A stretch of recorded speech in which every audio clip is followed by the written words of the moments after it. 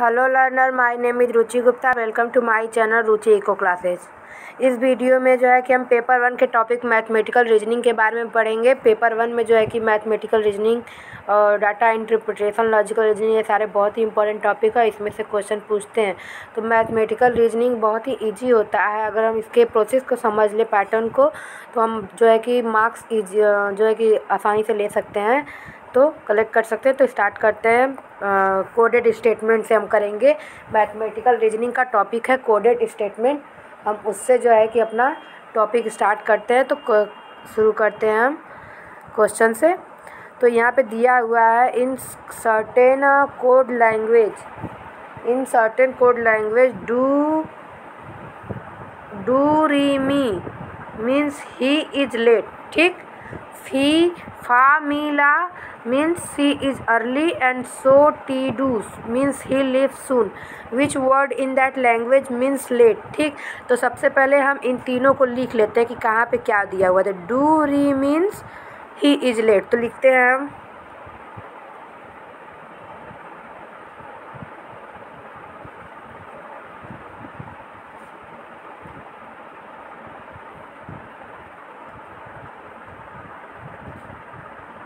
ये हो गया। तो सेकेंड है यहाँ पे फामीला, मतलब सी इज अर्ली।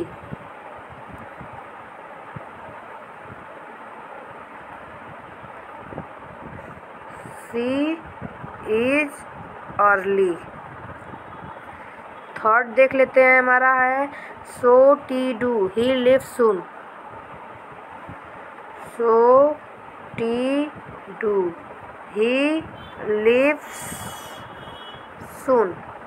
ठीक। तो इस तरीके के क्वेश्चन में हमारा जो क्वेश्चन का आंसर होता है वो क्वेश्चन में ही होता है, बस हमें इसमें कंपैरिजन करना होता है कि कैसे है। ठीक। तो हम सबसे पहले यहाँ पे ये देखेंगे कि हमारे यहाँ पे डू री मी है। तो यहाँ से देख लेते हैं कि हमारा जो ये डू री मी और ही इज़ लेट और ये फामीला सी इज अर्ली, तो हम इस वाले में और इस वाले में हम देख लेंगे कि कौन सा वर्ड सेम है। जैसे यहाँ पे सी इज अर्ली हो गया और यहाँ पे हो गया ही इज़ लेट, तो इसमें ही इज जो है सेम है। ठीक। तो हमारा इन दोनों में जो इज सेम है, इसलिए हम इसके जो ये वाला वर्ड है, कोड दिया हुआ है, इसको हम लिख लेंगे। ठीक। तो यहाँ पे हमने लिखा हुआ है डू री मी और फामीला, और हमारा जो ये इज जो है यहाँ पे सेम है, he is late, she is early. तो इज यहाँ पे हमारा सेम है, हमने इसको लिख लिया।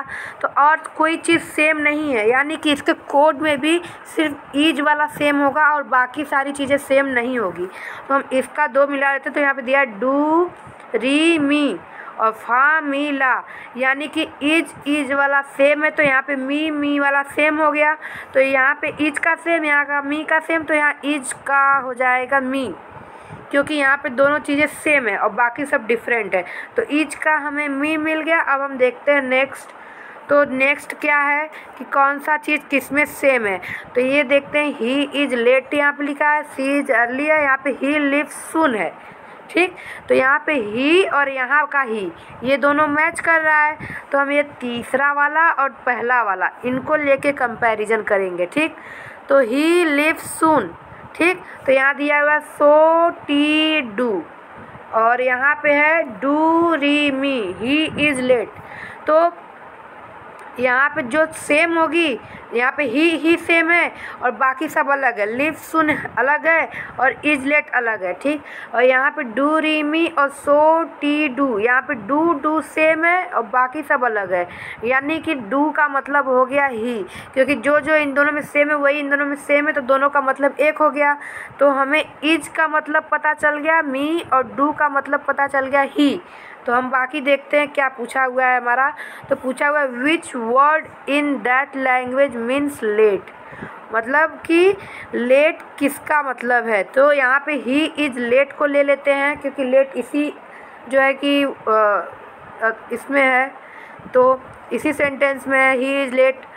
तो हमारा इज का मतलब हमें पता चल गया है कि हमारा इज का क्या है, मी है, और डू का मतलब हमारा ही है। तो अगर हम ही इज़ लेट वाला सीक्वेंस है तो यहाँ पे डू री मी, ठीक।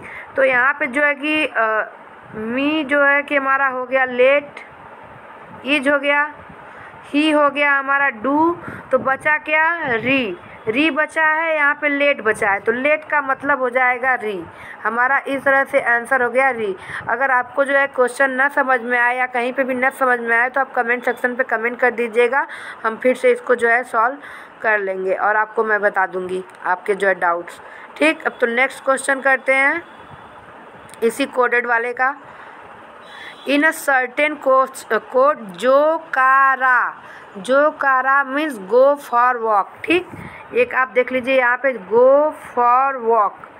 मा फोका means do not walk, go for walk, do not walk. And सा ता जो means good for you. What is the code for गो। ठीक, तो पहले हम इसमें दो दो सेंटेंस को लेके मैच करेंगे कि कौन सा वाला सेंटेंस कहाँ पे है। ठीक, तो हम पहला और दूसरा सेंटेंस लेते हैं।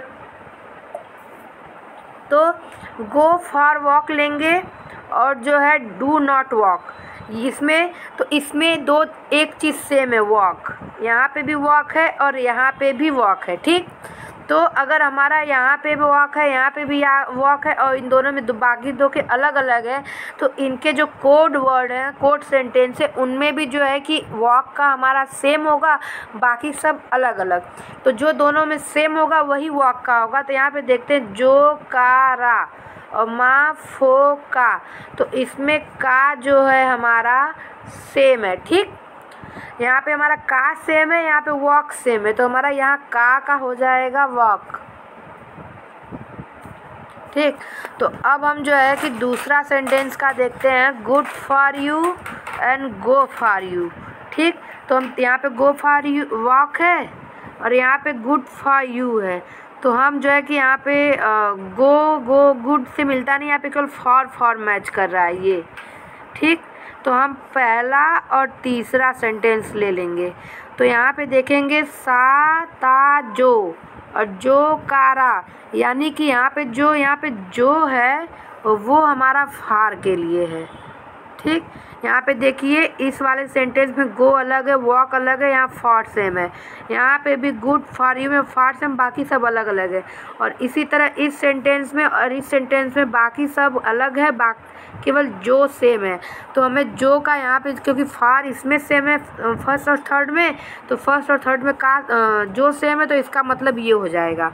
तो हमें दो चीज़ें मिल गई, का मतलब और जो का मतलब। तो what is the code for go. Go मतलब ये वाला सेंटेंस में हमारा पूछ रहा है कि गो फॉर वॉक में हमारा गो का मतलब क्या है। तो फॉर का मतलब हमें मिल गया है कि जो है, वॉक का मतलब हमें मिल गया का, तो रा का मतलब बाकी जो का मिल गया, रा यहाँ पे बचा है, यहाँ पे हमें जो बचा है गो, तो हमें गो का मतलब हमारा मिल गया रा, ये वाला। ठीक, नेक्स्ट क्वेश्चन चलते हैं।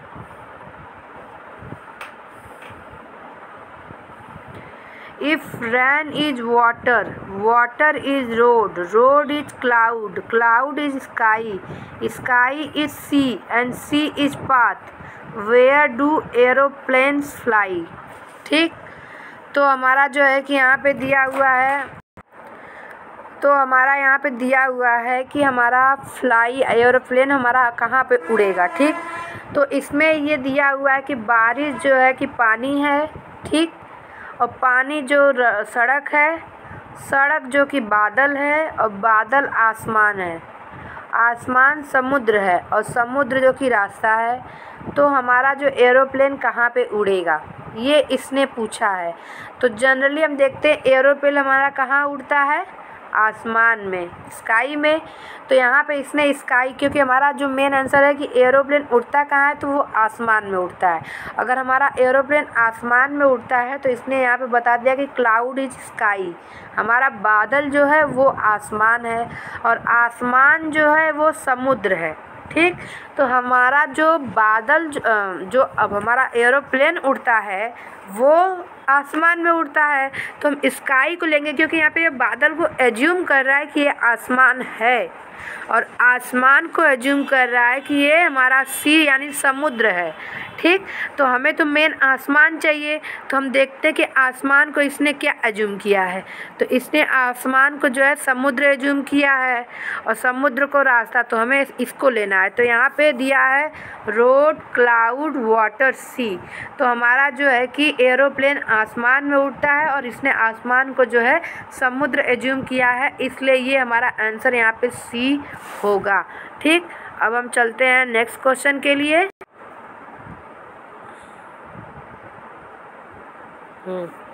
In a certain code 247 means spread read carpet. ठीक, 256 means dust one carpet, and 236 means one red carpet. Which digit that code means dust?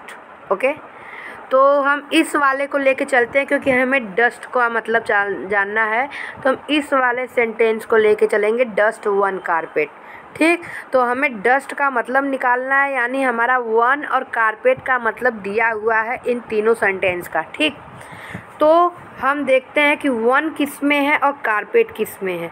तो स्प्रेड रेड कारपेट यहाँ पे भी दिया हुआ है कारपेट, और वन रेड कारपेट भी यहाँ पे दिया हुआ है।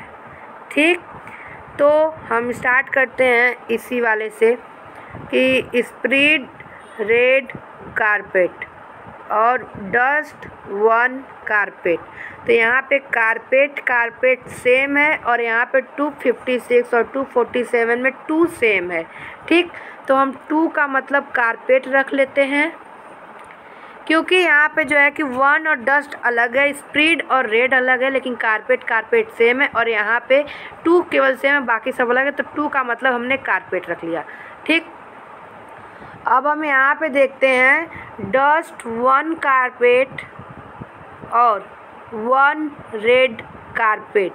ठीक, तो यहाँ पे 1 और यहाँ पे 1 ये सेम है, कारपेट सेम है, लेकिन हमें कारपेट का मतलब हमें मिल चुका है। यहाँ से हमें कारपेट का मतलब मिल चुका है जो कि 2 है, लेकिन हमें अब निकालना है 1। ठीक, यहाँ से भी देखेंगे तो हमें जो है कारपेट का मतलब निकल जाएगा इसी इक्वेशन से 2 और 2, लेकिन यहाँ पे कन्फ्यूजन फिर ये हो जाएगा कि किसका मतलब 1 है और किसका मतलब 1 है, किसका मतलब कारपेट है। तो इसको क्लियर करने के लिए हम जो है कि स्टेटमेंट 1 से और स्टेटमेंट 2 से कारपेट का मतलब निकाल लेंगे, तो हमारा क्लियर हो जाएगा। अब जो है हम स्टेटमेंट 2 से और स्टेटमेंट 3 से हम 1 का मतलब निकालते हैं कि 1 का मतलब क्या है। ठीक, तो 256 का मतलब जाएगा 2 डस्ट 1 कारपेट, और 236 मीन्स 1 रेड कारपेट हमें 2 मिल गया है, बाकी यहाँ पे बचा 6 सेम है, तो 1 का मतलब हो गया हमारा 6। ठीक, तो हमारा यहाँ पे 6 हो गया, तो 1 हमें मिल गया 6, कारपेट हमें मिल गया 2, तो डस्ट बचा क्या 5, तो आंसर हो गया हमारा 5। नेक्स्ट क्वेश्चन चलते हैं।